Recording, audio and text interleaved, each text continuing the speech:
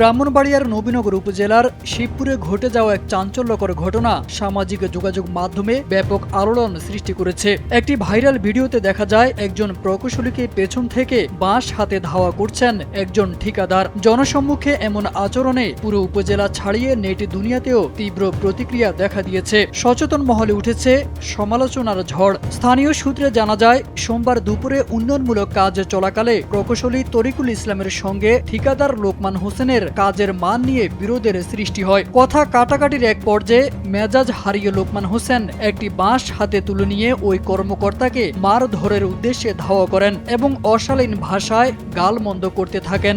ঘটনার সত্যতা নিশ্চিত করে নবীনগর উপজেলা নির্বাহী কর্মকর্তা